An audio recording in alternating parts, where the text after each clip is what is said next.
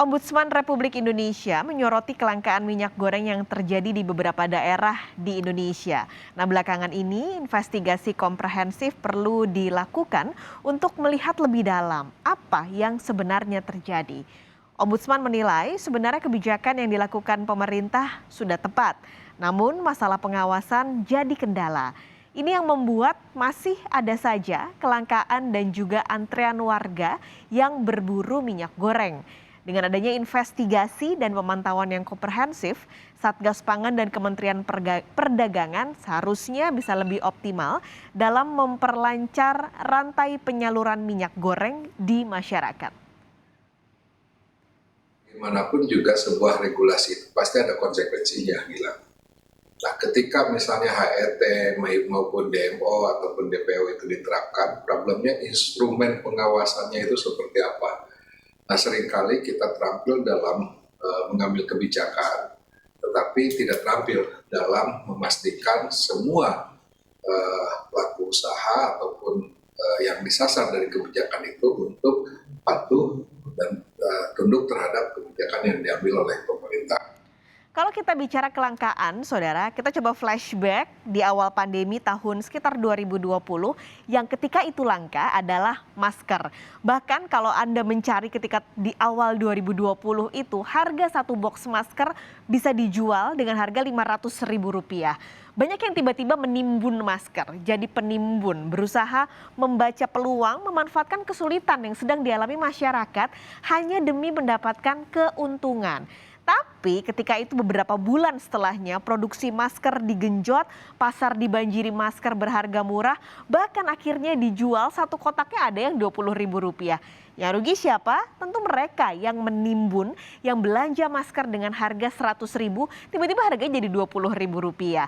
Nah, bisa saja ini yang terjadi pada para penimbun minyak goreng. Nah, kalau kata Menteri Perdagangan Muhammad Lutfi, kondisi perminyak gorengan di Indonesia saat ini sedang dalam atau di kondisi ICU. Tapi hal ini diharapkan akan segera membaik karena ada operasi pasar yang dilakukan untuk mendorong produsen lebih jujur dan tentunya meminta masyarakat nggak usah panik, tenang aja, nanti sudah ada minyak goreng yang disiapkan, tidak akan ada kelangkaan lagi. Nah, ini yang sedang dilakukan dan didorong. Janji pemerintah yang katanya akan segera dilakukan adalah mengamankan stok 125 juta liter minyak goreng segera akan mengguyur pasar dan ini bisa masuk ke masyarakat dan bisa memenuhi sekitar 1/3 kebutuhan total normal di waktu 1 bulan. Nah, kalau dihitung sejak 14 sampai 20 Februari yang lalu, pemerintah menghitung sudah ada 125 juta liter yang sudah masuk. Nah, pasokan ini berhasil diamankan sebanyak 1/3 kebutuhannya setelah pemerintah menerapkan kebijakan kewajiban pemenuhan kebutuhan pasar domestik. Dalam kebijakan itu pemerintah mewajibkan eksportir mengalokasikan sekitar 20% dari minyak sawit mereka yang atau minyak CPO yang diolah untuk kebutuhan dalam negeri, 20%.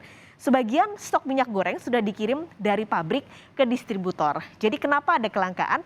Ada permasalahan yang tentu harus dilihat lebih lanjut lagi apakah ada permasalahan dari pabrik menuju ke distributor. Nah, memang kalau bicara soal penimbunan, tadi kan ada beberapa kasus yang ditemukan.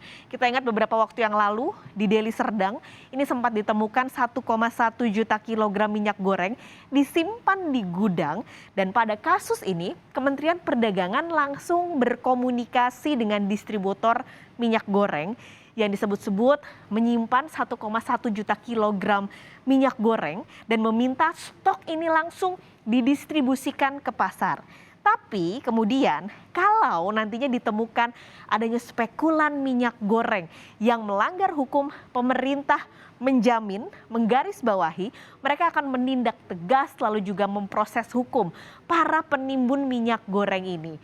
Ini tentunya sudah dikoordinasikan juga dengan kepolisian di daerah-daerah di Indonesia. Nah, Menteri Perdagangan Muhammad Lutfi juga meminta kepolisian untuk segera menangkap spekulan yang melawan hukum termasuk menimbun minyak goreng di tengah usaha pemerintah yang sedang melancarkan proses distribusi minyak goreng sampai ke masyarakat.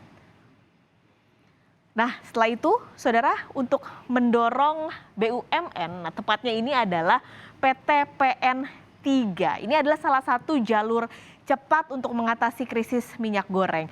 Kalau di Indonesia bagian barat, Holding Perkebunan Nusantara PTPN 3 ini memastikan akan ada 2 juta liter curah dan juga 4 juta liter kemasan. Ini adalah produksi PTPN 3 per bulannya. Nanti juga akan disiapkan, tidak hanya itu tapi juga gula ini sedang disiapkan oleh PTPN. Penyelenggaraan operasi pasar ini diharapkan akhirnya bisa membuat masyarakat lebih mudah untuk bisa mendapatkan akses minyak goreng dan juga gula dengan harga yang murah untuk mengatasi kelangkaan minyak goreng yang sedang terjadi dalam beberapa waktu belakangan ini. Ini adalah total produksinya.